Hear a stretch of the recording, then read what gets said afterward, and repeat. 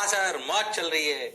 बातें नहीं करते हैं, टाइम खराब नहीं करते हैं, काम की बात पे आते हैं, पढ़ाई की तरफ बढ़ते हैं। लास्ट टाइम पे बात बोली थी, बताओ तुम झूले पर बिना जमीन पर अड़े भी क्या करते हो कि झूला तेज हो जाता है?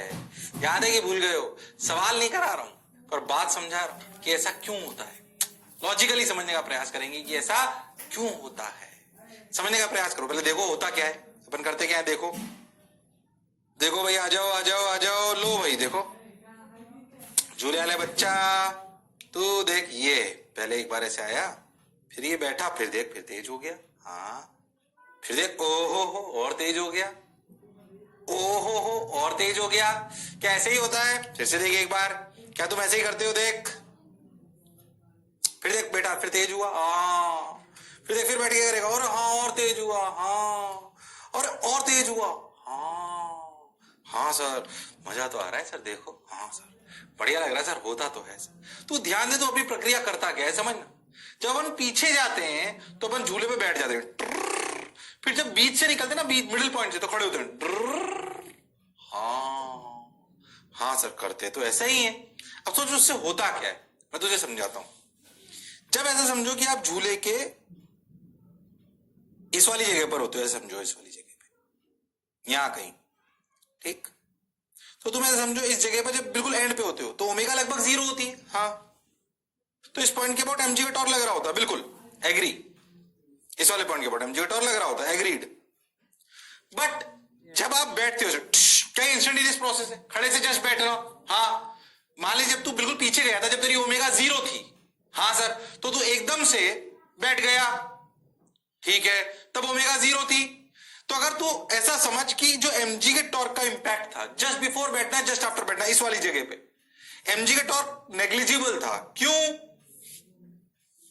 क्योंकि झटके से बैठे आप एकदम, हाँ ऐसे, ठीक सर, तो उसमें कोई फर्क, खास फर्क नहीं पड़ा हो। तो एमजी का टॉर्क पहले भी था, जस्ट बिफोर बैठना है, जस्ट आफ्टर बैठना है, बात करें। और तू बैठ भी गया, अच्छा, ओमेगा था ही नहीं, ठीक। अब हुआ यह कि जब तुम यहां से यहां आए तो क्या एनर्जी कंजर्वेशन की वजह से, समझना, क्या एनर्जी कंजर्वेशन की वजह से तुम मान लो ऐसे बैठे हुए थे, टुक टुक टुक टुक, और जस्ट आफ्टर खड़े हो गए, ऐसे समझो, टुक टुक टुक, ये खड़े हो गए, ये बैठे हुए थे, खड़े हो गए, ऐसा समझ। तुमने करा क्या? ऐसे बैठे थे ना, फिर ऐसे जब नीचे की तरफ आए तो खड़े हो गए, जब मिडिल से गुजर रहे थे। जब ऊपर से ऐसे, इस जगह से जब अपन ऐसे आए, तो क्या ग्रेविटी की वजह से, ग्रेविटी के बर्डन की वजह से यहां से लेकर यहां तक अपनी काइनेटिक एनर्जी बढ़ी, यानी कि ओमेगा बढ़ गई। हाँ, इस समय क्या अपनी ओमेगा कुछ थी?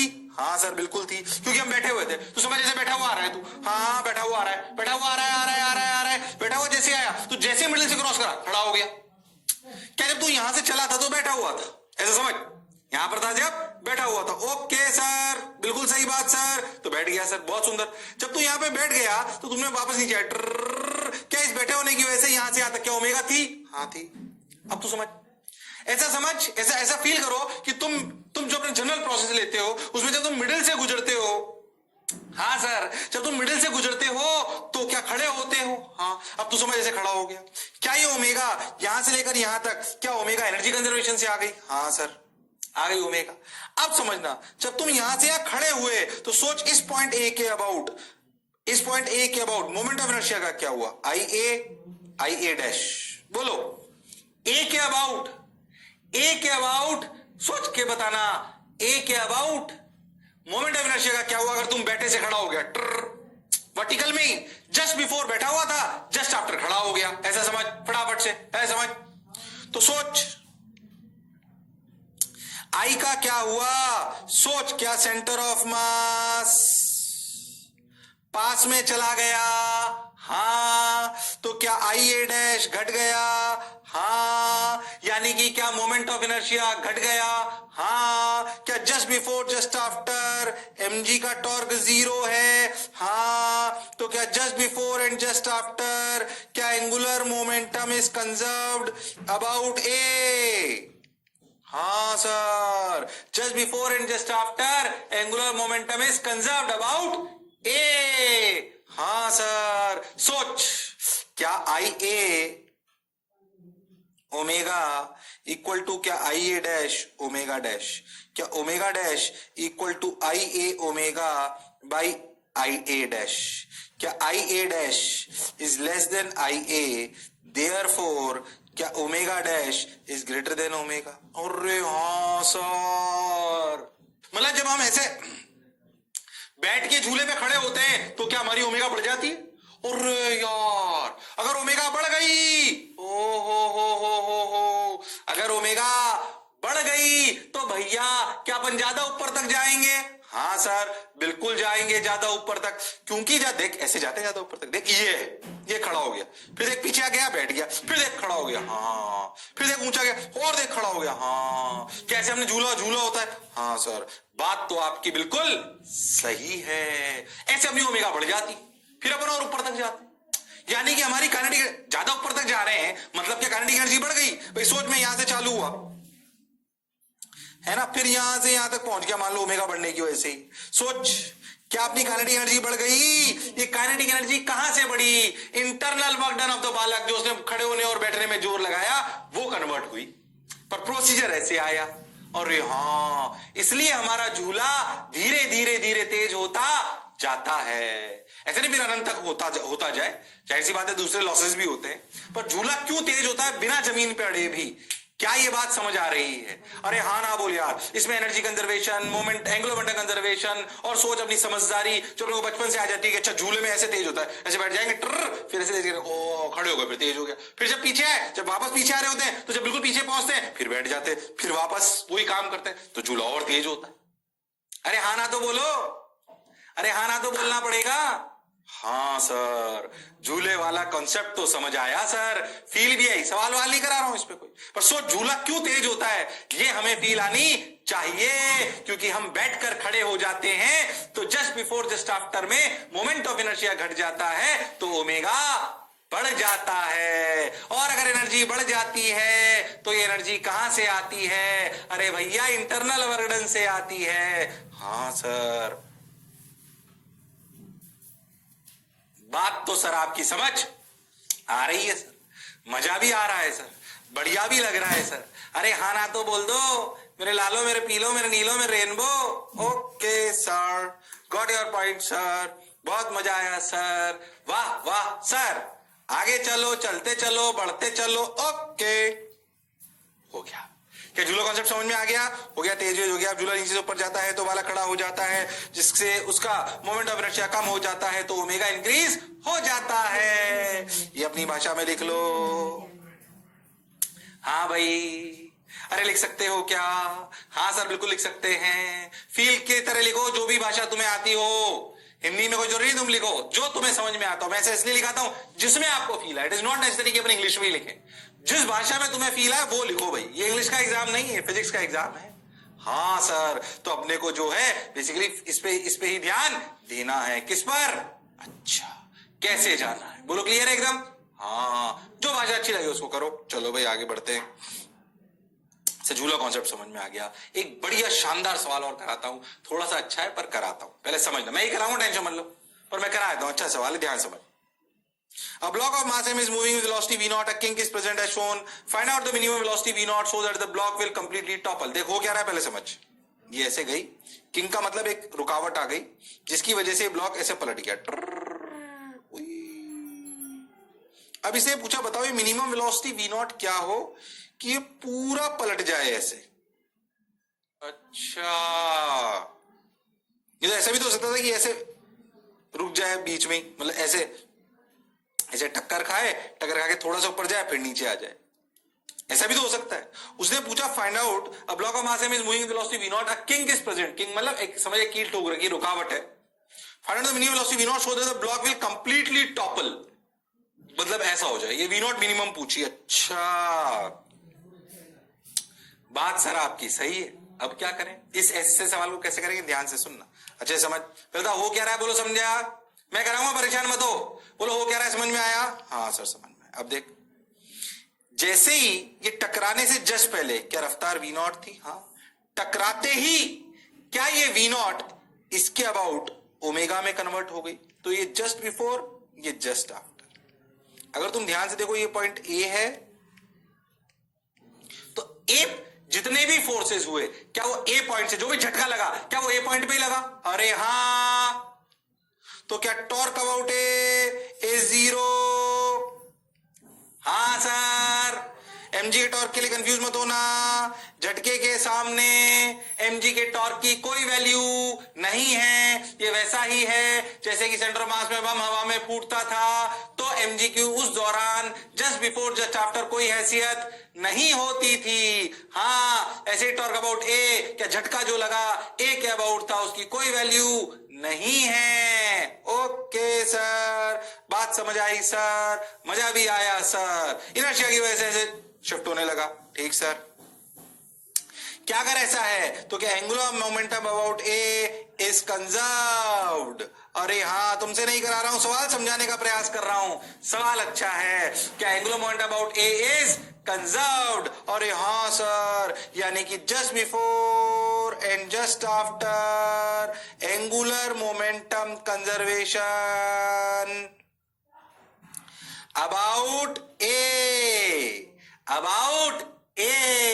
हाँ सर, बात तो आपकी बिल्कुल सही है सर। क्या आगे बढ़ जाए तो angular momentum about A is conserved just before and just after angular momentum about A is conserved. देखो ए के अबाउट इनिशियल एंगुलर मोमेंटम, बहुत ध्यान से देखो, जस्ट बिफोर क्या वी नॉट है? तो ध्यान से देखो, क्या आर परपेंडिकुलर a/2 है? हाँ सर, तो क्या angular momentum initial about this क्या mv0 a/2 है? सब लोग देखो, mv0 a/2 is the initial angular momentum inside.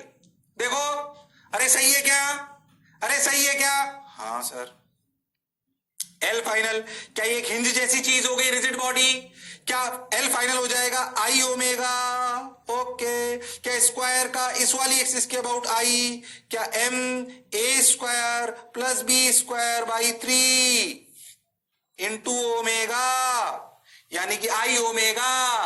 अरे मुझे लगा ही नहीं तुम्हें आया। अरे हाँ ना तो बोलना पड़ेगा। हाँ सर, यानी कि आप ध्यान से देखो तो mv0 a/2 इक्वल टू, आई बाद में रख दूंगा, आई ओमेगा, क्या ओमेगा की वैल्यू आई mv0 a/2 आई, ये ओमेगा आ गया। अरे क्या आ गया? ओमेगा। आई बाद में रख दूंगा, आई पहले सिखा चुका हूं कि ऐसे अगर स्क्वायर टाइप प्लेट हो तो उसके किसी भी एक जगह से M A square plus B square by 3 perpendicular axis theorem लगाकर। अरे याद है कि भूल गए हो? अरे हाँ सर, सवाल जोरदार है, दिमाग भी शानदार होना चाहिए, और मास्टर तो आपका जबरदस्त है ही। अरे हाँ ना तो बोलो। हाँ सर।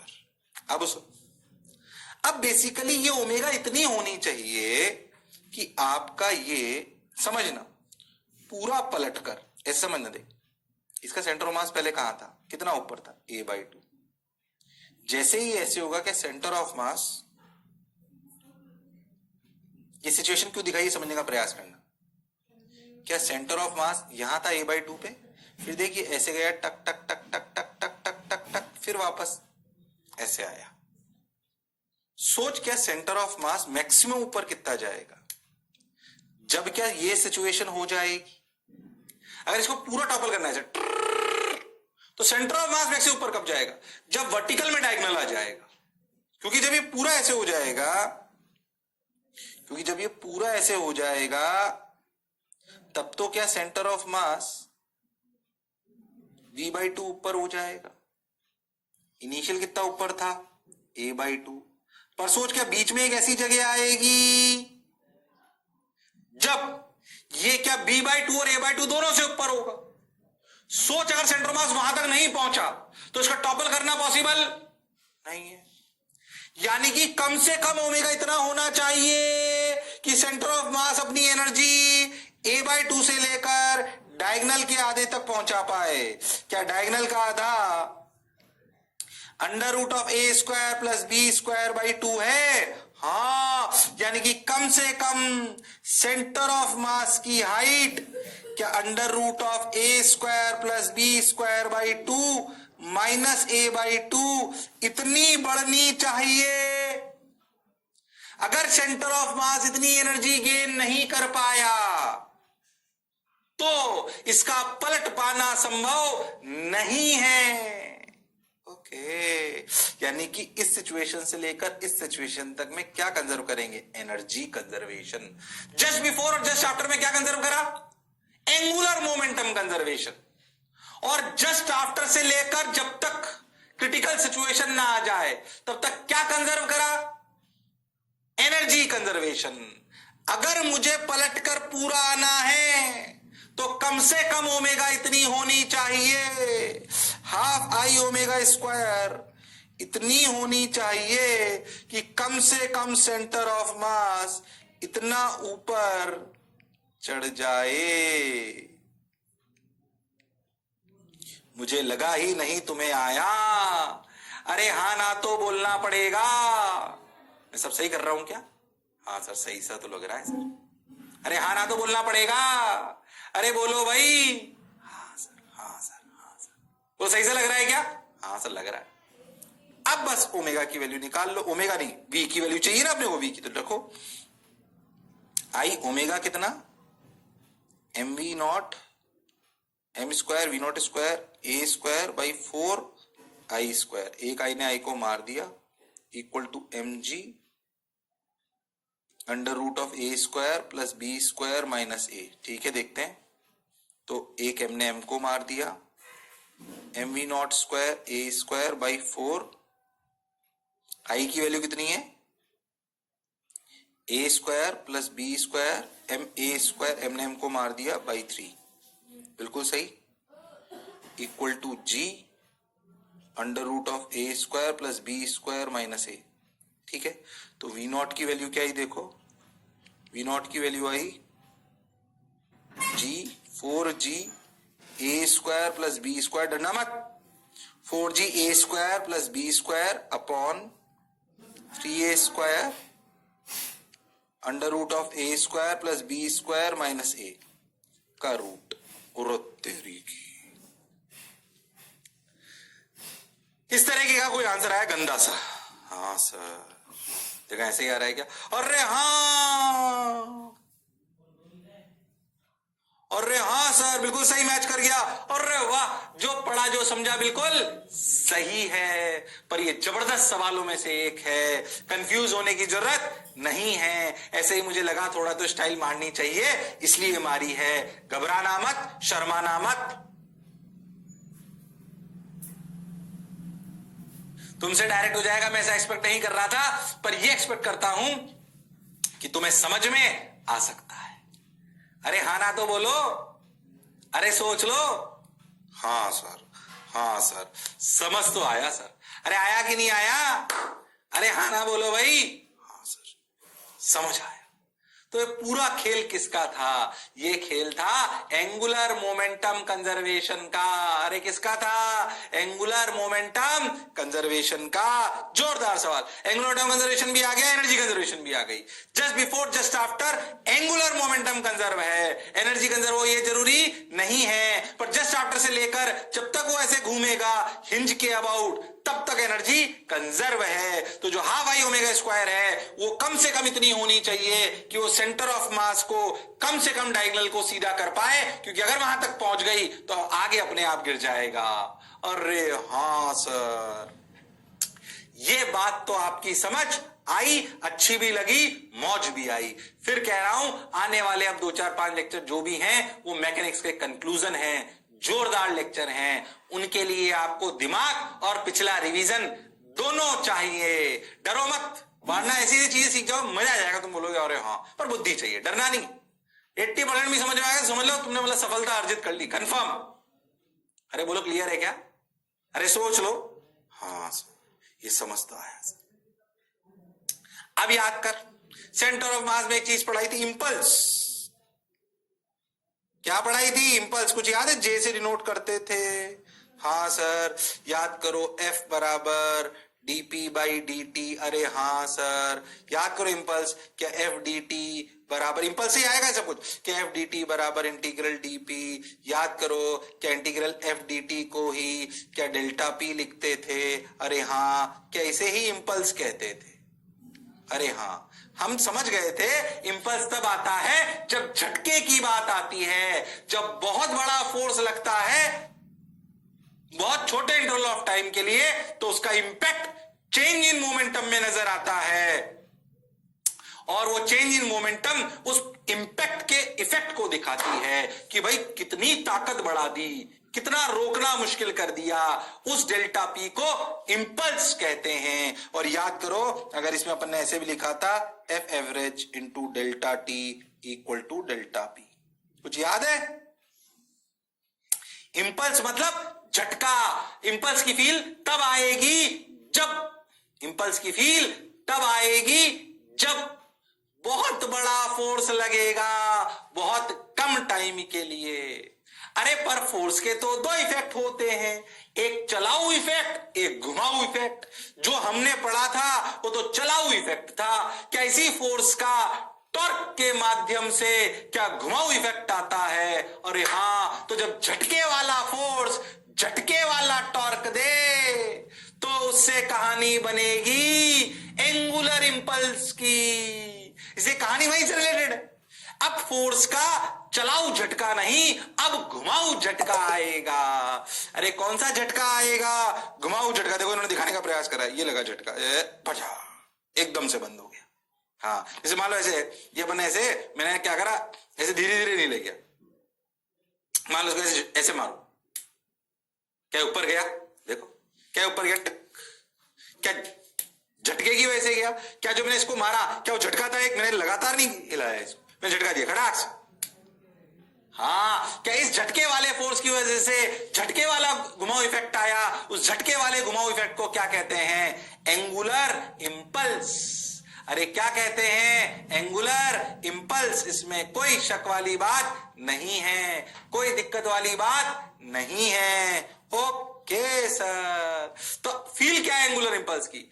झटके वाले फोर्स का घुमाऊ इफेक्ट, झटके वाले फोर्स का चलाऊ इफेक्ट इंपल्स है, झटके वाले फोर्स का घुमाऊ इफेक्ट एंगुलर इंपल्स है। ओके, यानी कि जब झटका टॉर्क लगे, झटके फोर्स की जगह आप क्या कर लो, झटका टॉर्क लगे एकदम से, ओ हो, टॉर्क बराबर DL vector by D T. कहानी बिल्कुल वैसे ही, टॉर्क बराबर D T equal to DL vector by D T. झटका टॉर्क होगा तो दोनों तरफ इंटीग्रेशन करें, क्या torque dot D T integration equal to क्या डेल्टा एल वेक्टर, ये कहलाएगा एंगुलर इंपल्स। कहानी रिपीट हो रही है, इसीलिए कहता हूं इनिशियल कॉन्सेप्ट सीख जाओगे तो आने वाले कॉन्सेप्ट उन्हीं से मिलते जुलते होंगे। तो भैया एंगुलर इंपल्सेस, झटके वाला torque gives you the feel of झटके वाला फोर्स, उस झटके वाले फोर्स का चलाऊ इफेक्ट इंपल्स, घुमाऊ इफेक्ट एंगुलर इंपल्स। ओके, क्या इसको ऐसे भी लिख सकते हैं? Tau average into delta T equal to delta L. हालांकि इसकी जरूरत नहीं पड़ने वाली है, पर कहानी तो वो ही है। हाँ सर, तो जब बहुत बड़ा टॉर्क लगे बहुत कम समय के लिए तो उसके इंपैक्ट को देखते हैं चेंज इन एंगुलर मोमेंटम से। अरे किससे देखते हैं? चेंज इन एंगुलर मोमेंटम से। बहुत ज्यादा नहीं आता है, पर अगर आ जाए तो मुझे कहानी समझ आनी चाहिए। अरे यस और नो, अरे हाँ ना तो बोलना पड़ेगा। हाँ सर, बात तो आपकी समझ आ रही है। तो ये है एंगुलर इंपल्स। फील लिख लो, जो भी तुम्हें लिखना हो, जो अपने शब्दों में लिखना लिख लो, फिर मैं आगे बढ़ता हूं।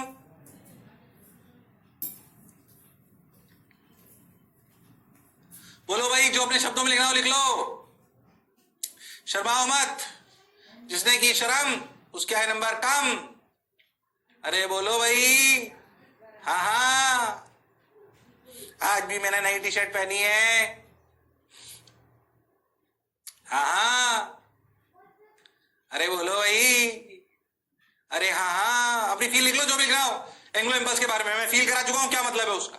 फिर सवाल कराएंगे तुम्हें थोड़ी और फील आएगी, एक आध अच्छा सवाल करा दूंगा तुम्हें और फील आएगी। अच्छा sir, impulse generally angular momentum conservation में कवर हो चुका होता है, आपको पता नहीं पड़ता। दो झटके जब कैंसिल आउट होते हैं तो अपन एंगुलर मोमेंटम कंजर्वेशन कर लेते हैं। और हाँ सर, पर अगर कभी ऐसा ना हो तो एंगुलर इंपल्स से इक्वेशन लिखी जाती है, वो भी कैसे मैं आपको बताऊंगा। याद करो, पहले कुछ याद करो, क्या इस इंपल्स को जे से डिनोट करते थे कई जगह? हाँ, है ना, कई जगह इंपल्स को जे से डिनोट करते हैं। Integral F dot D T की वैल्यू जे। ओके ठीक है, उतार लिया क्या? हाँ सर उतार लिया। एफ बराबर डीपी बाई डी टी, वो कहानी मैंने आपको पूरी सुना दी। टॉर्क डी टी ये भी हम समझ गए, angular impulse torque D T equal to L final minus L initial. Okay sir बहुत बढ़िया, ठीक है ना, ये अपन समझ गए, उसमें ऐसी कोई खास बात नहीं। सवाल के थ्रू समझते क्लैरिटी आएगी, थोड़ी थोड़ी फील आएगी। और ऐसा समझो एक रॉड फ्रिक्शनलेस जगह पे रखी हुई है, इसमें एकदम ऐसे झटके से इंपल्स लगा दो। इंपल्स का जे का मतलब integral F D T, confuse मत हो, है ना, ऐसे झटका लगा दे, क्या इस रॉड पे घुमाव इफेक्ट आएगा? अरे हाँ। A rod of mass m and length L is placed on a frictionless horizontal plane hinged about one of its end. At the other end an impulse J is applied as shown. Find the angular speed just after the impulse. एकदम से झटके से ऐसे ऐसे टेढ़ा, क्या इसमें omega आई होगी? जस्ट आफ्टर घुमाऊ झटका आपसे एंगुलर इंपल्स सॉरी ओमेगा पूछी गई। रॉड की लेंथ L ले लो, रॉड का मास M ले लो। हाँ, रॉड का मास m ले लो, रॉड की लेंथ l ले लो और आगे बढ़ जाओ। Okay sir, got your point sir, बात समझ आई सर, वाह वाह सर। अब सुनो, क्या करें, ध्यान से सुनो। Integration F dot D T, ठीक है। सोचो इस जे में कि वैसे जो फोर्स लग रहा होगा, फोर्स भी इधर ही होगा। क्या इस एफ का इधर कंपोनेंट होगा एफ कॉस थीटा? अरे हाँ। क्या टॉर्क ये एफ कॉस थीटा ही लगा रहा होगा? अरे हाँ। कैसे F cos theta into L, क्या टॉर्क होगा? अरे हाँ। तो क्या टॉर्क डी टी की वैल्यू होगी integral F cos theta into L D T? अरे हाँ। क्या कॉस थीटा और एल बाहर आ गया? अरे हाँ। क्या इंटीग्रल एफ कॉस थीटा नहीं, एल कॉस थीटा, क्या एल कॉस थीटा बाहर आ गया? हाँ। क्या अंदर बच गया एफ डी टी? अरे हाँ। क्या ये एफ डी टी तो जे दे रखा है? क्या ये एफ डी टी जे दे रखा है? और क्या ये टाउ डी टी बन गया है? और क्या tau D T is basically L final minus L initial, यानी कि L cos theta into J equal to L final minus L initial. क्या झटके से पहले कोई ओमेगा था? नहीं सर। क्या झटके के बाद एकदम से ओमेगा आ गया? अरे हाँ सर। तो क्या M L square by 3 into omega minus 0। बोलो इक्वेशन समझ आई कि नहीं आई? L cos theta into J is angular impulse. L cos theta into J is nothing but angular impulse. अरे हाँ sir, that is equal to I omega. ओ हो, तो ओमेगा की वैल्यू क्या आई? 3l cos थीटा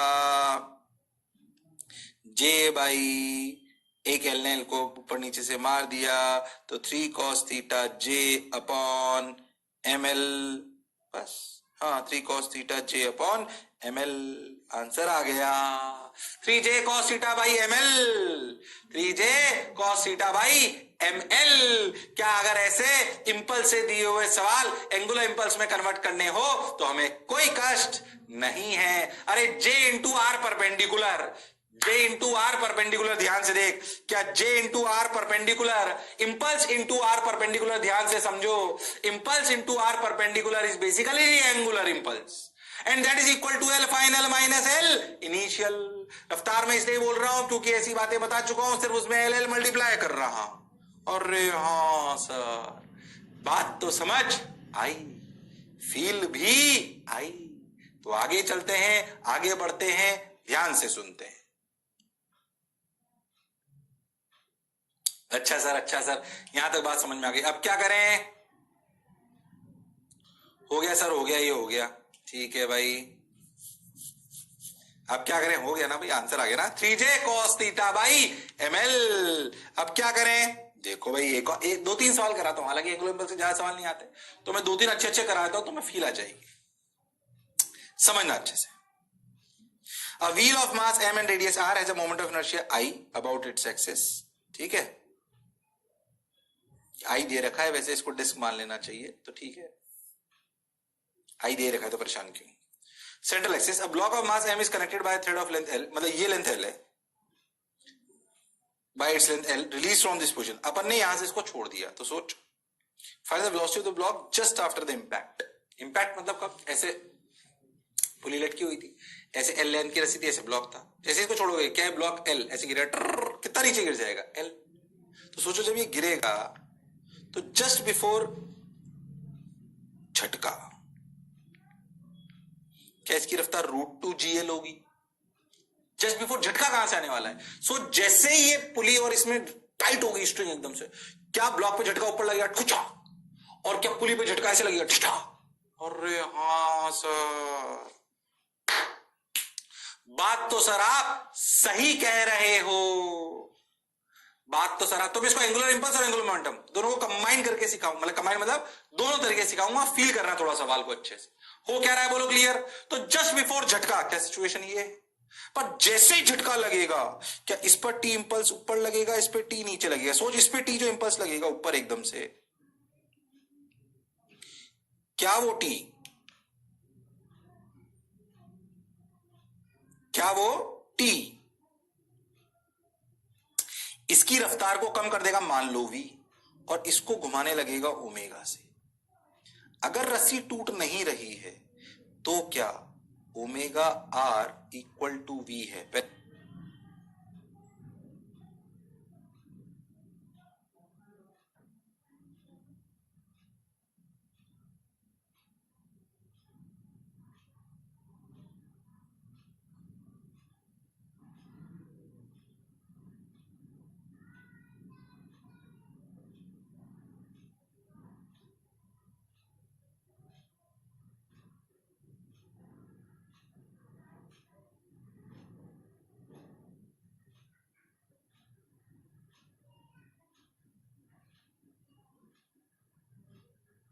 समझो, omega r equal to v है अगर स्ट्रिंग नहीं टूटी है।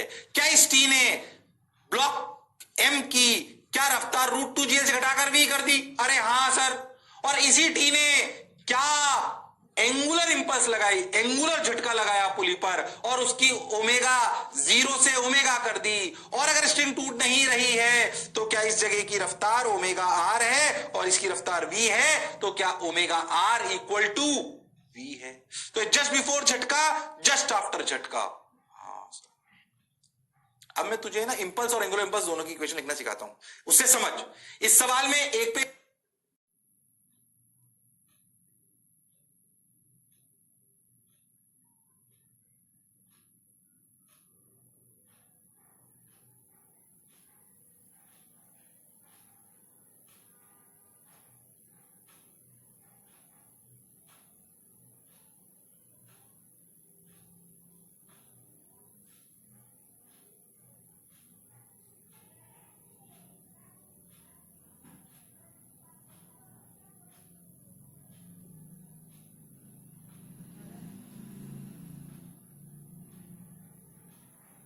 इंपल्स की इक्वेशन लिख देंगे, एक में एंगुलर इंपल्स की इक्वेशन लिख देंगे, सॉल्व कर लेंगे तो आंसर आ जाएगा v और ओमेगा का। फिर मैं आपको चाहोगे तो एंगुलर मोमेंटम कंजर्वेशन से भी फील करा दूंगा। पर ये सवाल है जो इंपल्स एंगुलर इंपल्स दोनों को डील कर सकता है, दोनों को डील कर सकता है। अच्छा सर, बहुत बढ़िया सर, तो आगे चलो, बढ़ते चलो, सुनते चलो। देखो भाई, अच्छा भाई, क्या करें भाई, सुनो भाई, देखो। ठीक, देखो, अगर मैं इस मास m पे इंपल्स की इक्वेशन लिखूं तो फोर्स को ऊपर पॉजिटिव मान लेते हैं, ठीक।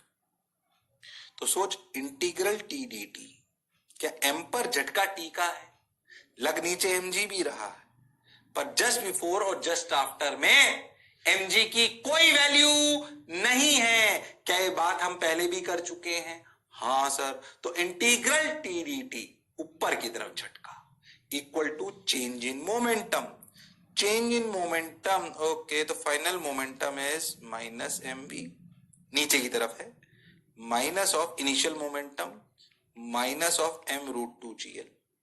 समझने का प्रयास करो इसको, माइनस क्यों लिया? नीचे की तरफ। तो integral T D T. mg क्यों नहीं लिया? क्योंकि झटके में t के सामने mg की कोई हैसियत नहीं है। तो m root two GL minus v is the impulse.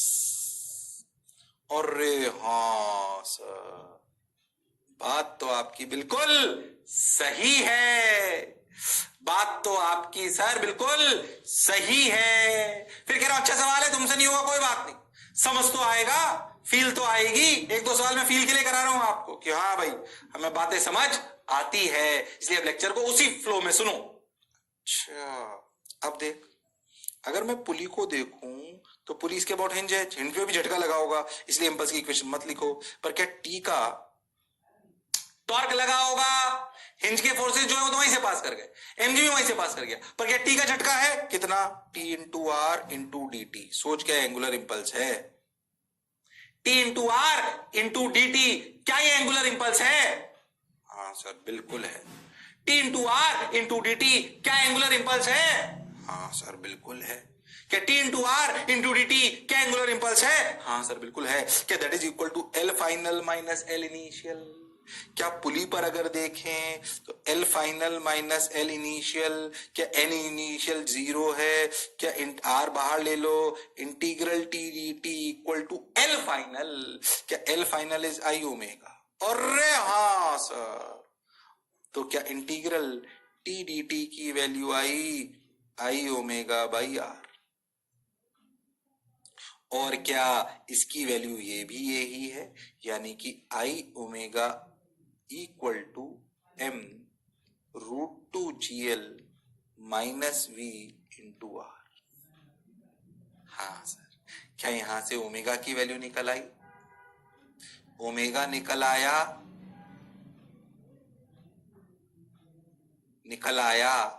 तो क्या वी भी निकल आया? सवाल करने का तरीका आपको समझ में आना चाहिए, सवाल करने का तरीका आपको समझ में आना चाहिए, इसमें कोई शक वाली बात नहीं है। ओके सर, बात समझ आई सर? बहुत बढ़िया सर, मजा आया सर, वाह वाह सर। अब क्या करें, अब क्या करें? सुनते चलो, बढ़ते चलो, वाह वाह वाह वाह। ध्यान से देखो, इधर देखो, सुन, देखो क्या सोच, ये इंपल्स की इक्वेशन, ये एंगुलर इंपल्स की इक्वेशन, क्या इन दोनों को मिलाकर एक बढ़िया सवाल का समावेश हो गया?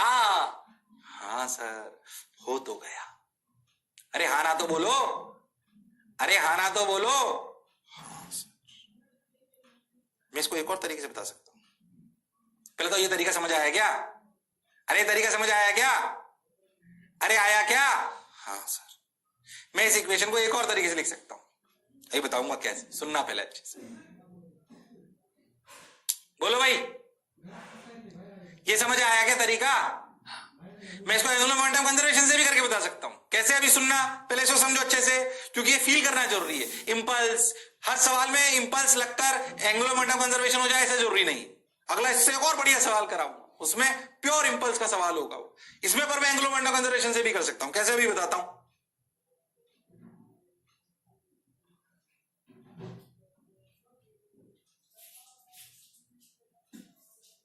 समझो समझो, अरे समझो समझो, अरे हाँ हाँ, बताऊं कैसे? दूसरा मेथड, सेकंड मेथड, ऑल्टरनेट। सोच, इस पॉइंट ए के अबाउट टीटी झटका ऐसे लग रहा है, ध्यान से देखो तो अगर मैं इस पूरे सिस्टम को एक साथ ले लूं तो टॉर्क अबाउट ए 0 है। टी का झटका एक बार लगा नीचे, एक बार टी तो फिर इंटरनल पार्ट हो गया ना। अगर मैं पुली और ब्लॉक दोनों को एक साथ ले लूं और एमजी के टॉर्क कंसीडर करने की जरूरत नहीं, क्यों? क्योंकि जस्ट बिफोर झटका, जस्ट आफ्टर झटका उसकी कोई वैल्यू नहीं है। तो क्या टॉर्क अबाउट 0? हाँ, यानी कि क्या angular momentum conservation about A, okay, यानी कि एल इनिशियल बराबर एल फाइनल, यानी कि angular momentum of disc plus angular momentum of mass बराबर angular momentum of disc final plus angular momentum of mass final. Okay, angular momentum of disc initial 0, angular momentum of m just before झटका. क्या ये r ही r perpendicular है? क्या ये r ही r perpendicular है? तो क्या जस्ट बिफोर झटका एंगुलर मोमेंटम हुआ m v की वैल्यू √2gl इंटू r. और हाँ सर, बात तो आपकी सही. जैसे ही एल डी फाइनल आया, क्या ये ओमेगा से घूमने लगा? अरे हाँ. तो क्या आई ओमेगा? अरे हाँ. क्या L final of mass is M V R again? अरे हाँ, बिल्कुल सही. तो देख, ध्यान से देख पीछे. क्या ये इक्वेशन वो ही है? I omega equal to M √2gl R, इधर प्लस कर लो तो एम वी आर. अरे हाँ सर, क्या ये इक्वेशन और ये इक्वेशन एक लाइन में जो आ गई, क्या ये सेम है? क्या इससे फिर से ओमेगा निकल आएगा? और अगर ओमेगा निकल आएगा तो आंसर आ जाएगा. ओमेगा आ गया तो वी भी आ गया, वो तो अलग बात. सोचो कि इम्पल्स, एंगुलर इम्पल्स, झटका, कब क्या लेना है, कब एंगुलर मोमेंटम कंजर्वेशन से भी कर सकते हैं. सुपर, जोरदार इलस्ट्रेशन, शानदार. पहले बताओ, जो मैं बोला क्या चमका? अरे हाँ ना तो बोलो. अरे हाँ सर, मजा तो आया सर, बढ़िया भी लगा सर, वाह वाह सर. नहीं आया? अरे आया कि नहीं आया? अरे बोलो. मान रहा हूं टफ है, पर कुछ तो अच्छा सीख रहे हैं. फील के लिए सिखा रहा हूं ये सब सवाल, इसे तुमसे करने के लिए नहीं बोल रहा हूं. फील कराना चाहता हूं मैं तुम्हें सब्जेक्ट. अच्छा सर, अच्छा तो लगा सर, बहुत बढ़िया. ओके. ओ, आज पता नहीं क्या हुआ, पीठ में दर्द हो गया. ओ हाँ भाई, चलो भाई. अरे आगे बढ़ जाए क्या? अरे आगे बढ़ जाएं क्या?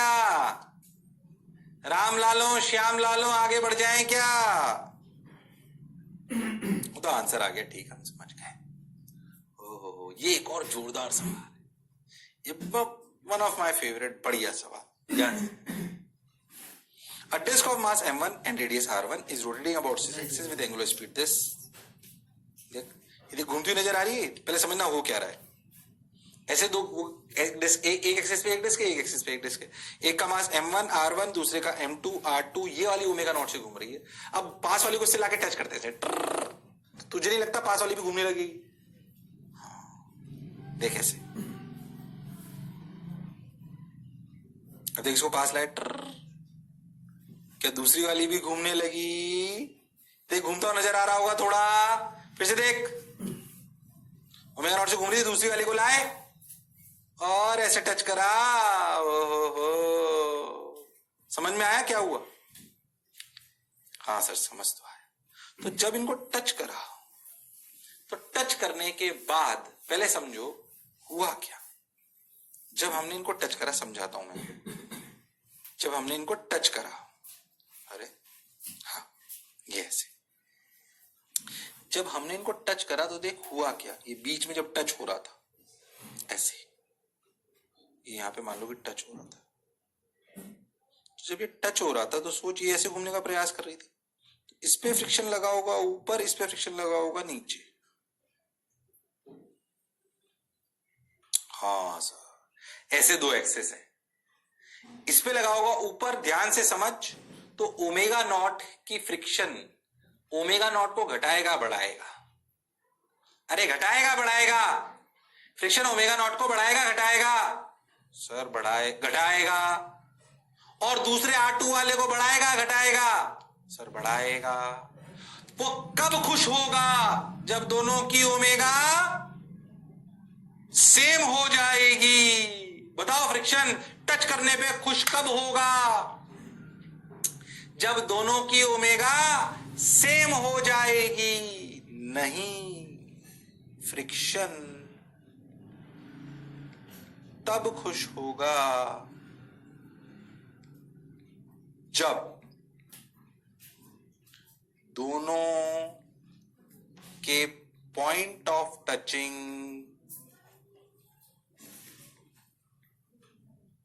की वेलोसिटी सेम हो जाएगी। अरे हां, ओमेगा सेम होगी वेलोसिटी, ओमेगा यानी कि ये वेलोसिटी और ये वेलोसिटी दोनों सेम होनी चाहिए। ओमेगा सेम हो ऐसा जरूरी नहीं है। यानी कि अगर इसको घूमते हुए देखें तो इस पॉइंट की रफ्तार है ओमेगा R1 और इसकी है ओमेगा R2। ये होने के लिए ओमेगा 1 R1 और ओमेगा 2 R2 बराबर होने चाहिए। तो ओमेगा सेम होगी फ्रिक्शन कुछ होने के लिए कि वेलोसिटी सेम होगी। सर वेलोसिटी सेम होगी। अब ये ओमेगा 1 ओमेगा 2 तुझे निकालने।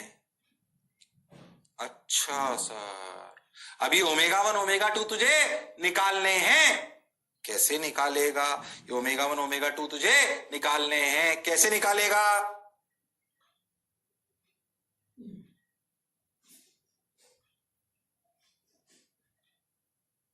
क्या करें क्या करें क्या करें क्या करें, सोचे सोचे। ओके, अब सुन, अगर तू देख ये हिंज H1 है, ये हिंज H2 है, torque about hinge H1 non zero है।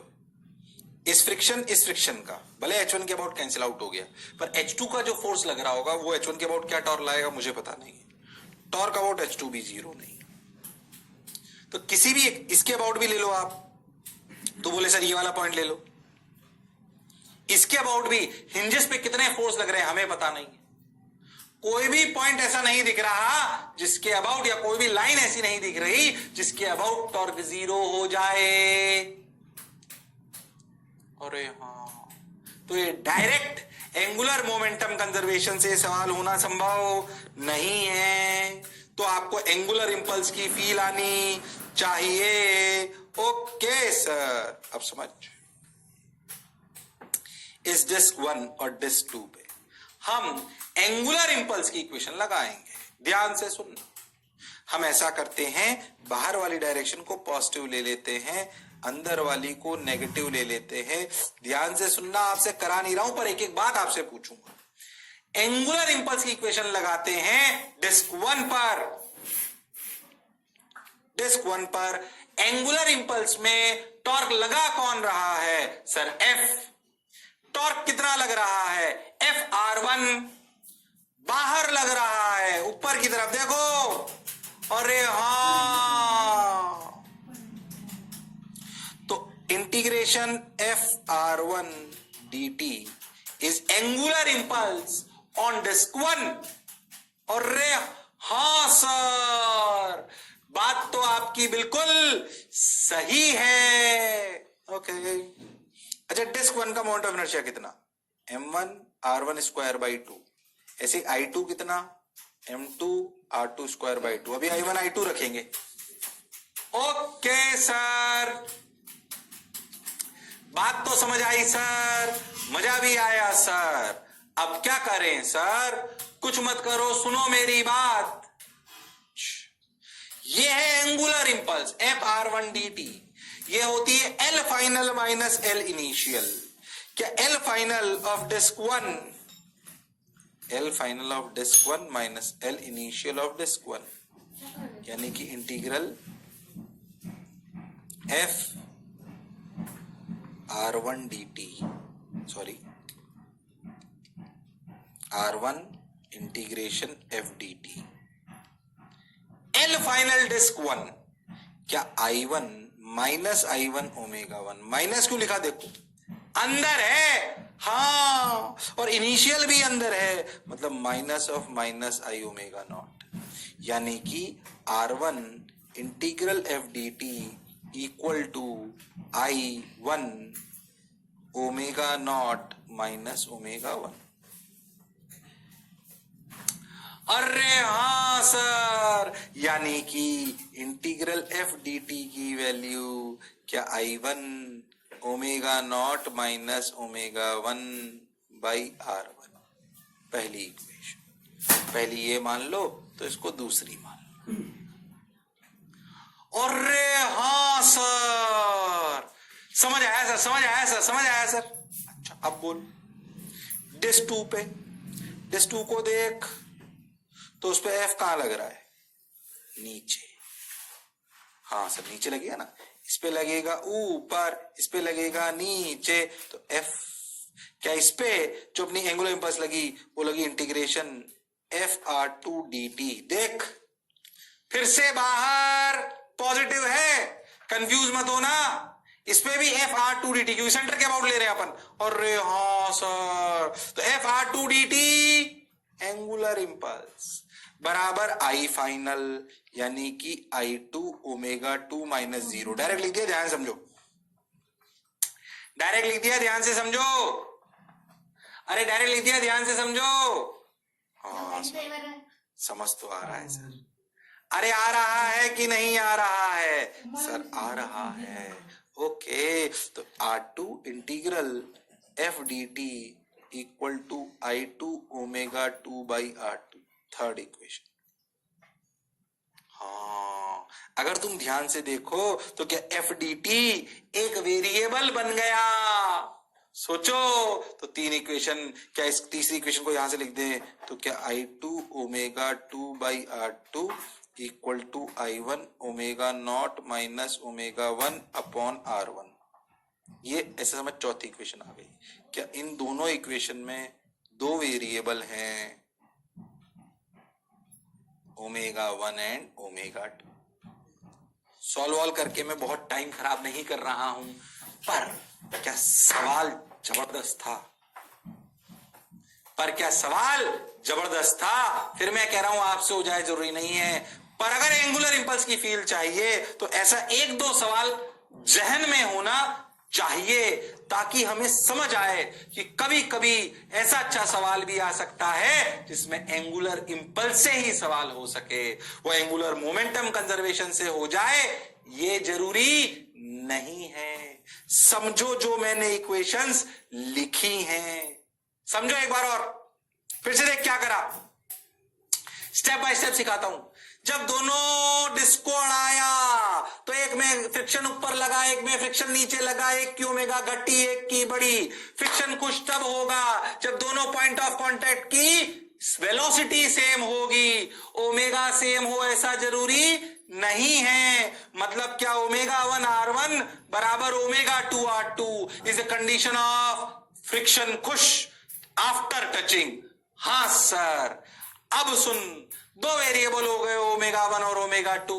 कोई लाइन या पॉइंट ऐसा नहीं दिखा जिसके अबाउट टॉर्क 0 हो। H1 हिंज लोगे तो H2 का टॉर्क बच जाएंगे, H2 के लोगे तो H1 के फोर्स बच जाएंगे, बीच में लोगे तो H1 H2 दोनों अननोन है। इसलिए डायरेक्ट ऐसे कोई एंगुलर मोमेंटम कंजर्वेशन से होना संभव नहीं है। तो क्यों ना हम H1 के अबाउट एंगुलर इंपल्स लिखें, H2 के अबाउट एंगुलर इंपल्स लिखें तो बात बन जाएगी। H1 के अबाउट जब एंगुलर इंपल्स लिखा डिस्क 1 के लिए तो लिखा FR1 dt, FR1 dt बाहर, change in angular momentum, final angular momentum minus I1 omega 1, initial angular momentum minus I1 omega naught. Okay, equation आई ये वाली। अरे हाँ सर, डिस 2 पे लिखा, फिर से लिखा फ्रिक्शन लगा नीचे, FR2 dt।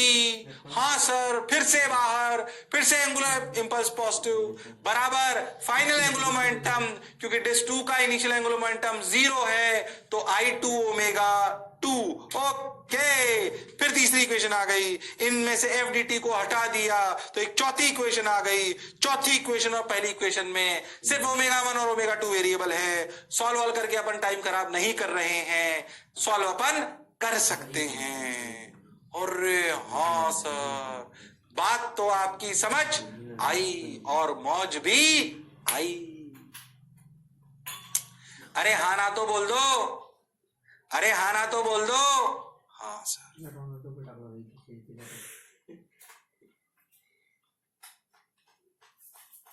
समझ तो आया सर, अच्छा भी लगा सर, मजा भी आया सर।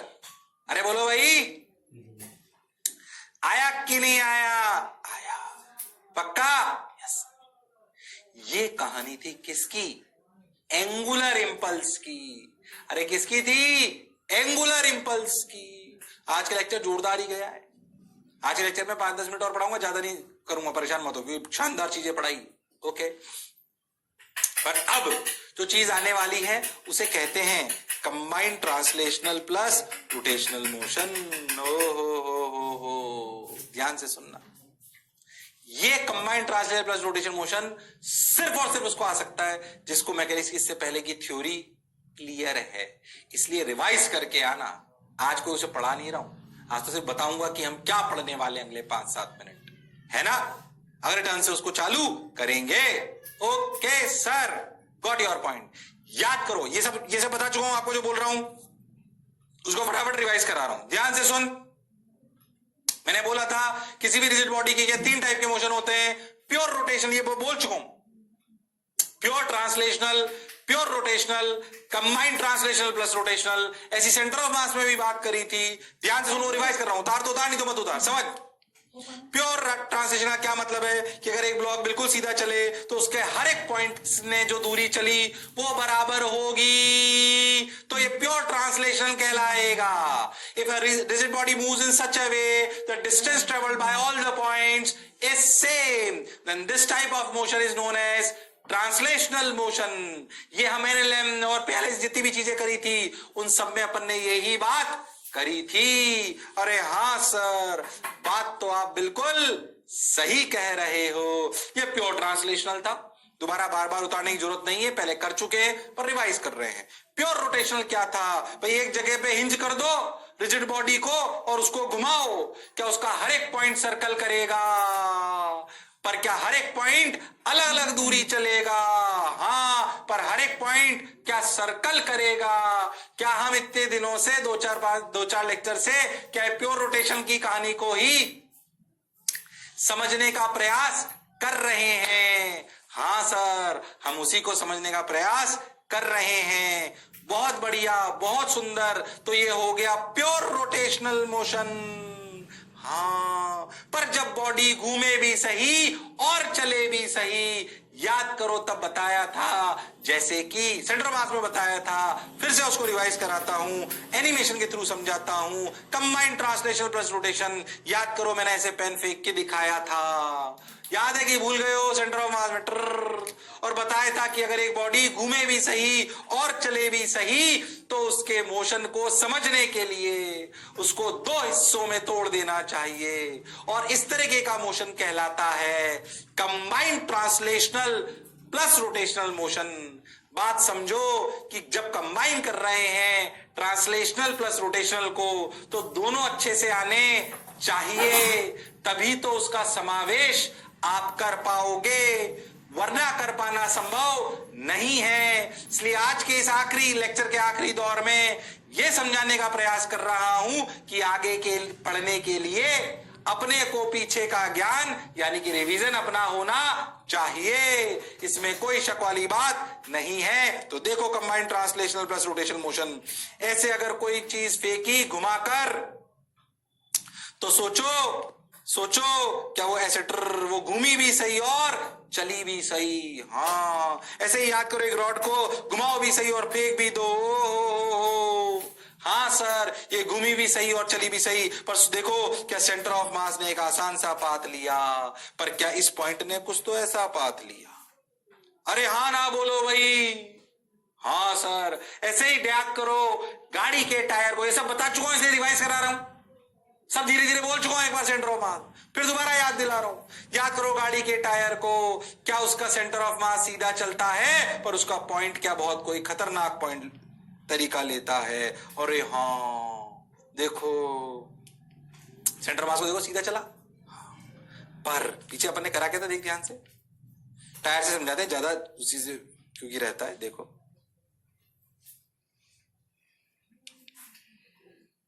पीछे अपन ने एक रुक जाओ वापस, ये देखो क्या ये ऐसे गया? अरे हाँ, सोच, क्या सेंटर ऑफ मास सीधा गया पर पॉइंट ए क्या कुछ तो ऐसे गया?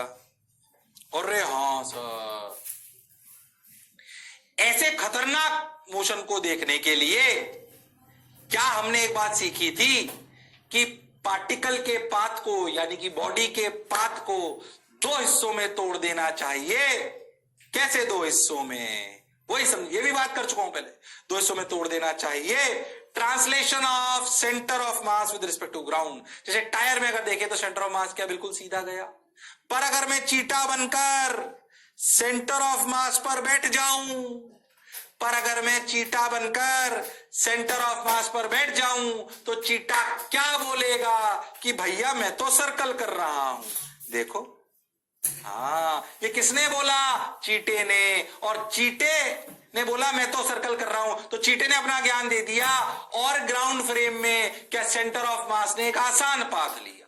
हाँ, क्या इन दोनों ज्ञान को मिलाकर हम किसी भी जनरल पॉइंट जो बॉडी घूम भी रही है और चल भी रही है उसको पढ़ाई करना क्या आसान हो जाएगा? तो how it will be easier to study combined translational plus rotational motion when we analyse the path of centre of mass and the path of other particles with respect to centre of मास।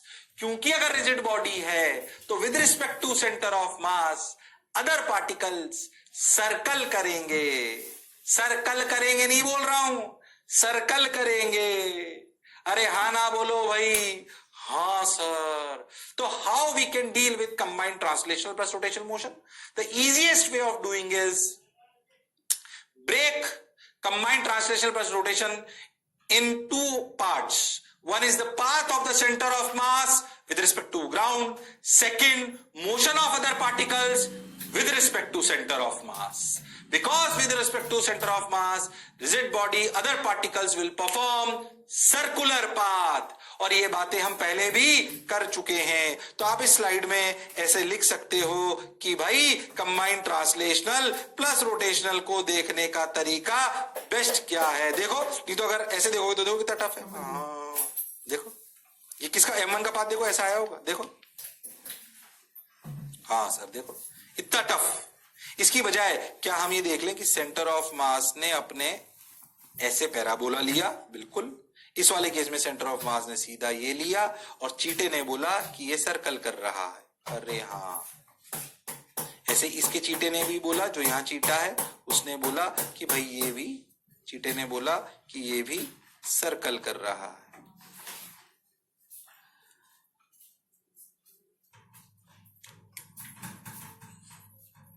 हाँ sir, इसके चीटे ने भी बोला कि ये circle कर रहा है।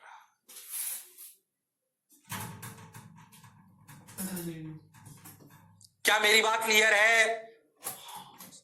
तो how we can divide typical combined translational plus rotational motion into two parts. One is the motion of center of mass with respect to ground. Second is the motion of the particles with respect to center of mass. ये बात पहले भी हो चुकी है जब मैंने बताया था कि what is the importance of calculating centre of मास. इसलिए सेंटर मास निकालना आवश्यक है क्योंकि सेंटर मास में बैठोगे तो पता तो पड़े सेंटर मास है कहां. तब ये कहानी इसलिए समझाई थी. आज इसलिए समझा रहा हूं कि भैया अगर combined translation plus rotation motion को पढ़ना है तो ऐसे आपको तोड़ना आना चाहिए, वरना बात बनना संभव नहीं है. Okay sir, got your point sir. बात समझ आई सर? मजा भी आया सर? ओके सर, ठीक. ये बात हमें समझ में आ गई. तो pure translational, pure rotational, combined translation plus rotational, combined translation plus rotation को पढ़ने का तरीका अगर नॉर्मल तरीके से करोगे ग्राउंड से तो बहुत टफ हो जाएगा. इसलिए उसको दो हिस्सों में तोड़ लेना चाहिए.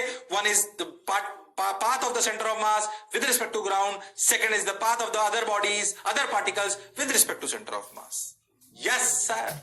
हाँ, अब देखो, अब समझे अच्छे. ये जो मैंने बोला वही लिखा हुआ है. Analyzing combined rotation translation motion is easy if you break it into two motions. Motion of particle with respect to center of mass, motion of center of mass. Okay. हाँ सर, ये बात हमें समझ आ गई. ये सवाल नहीं है, फील है. ये सवाल नहीं है, ये फील है. ओके सर, बात तो आपकी समझ आई। अब सुन,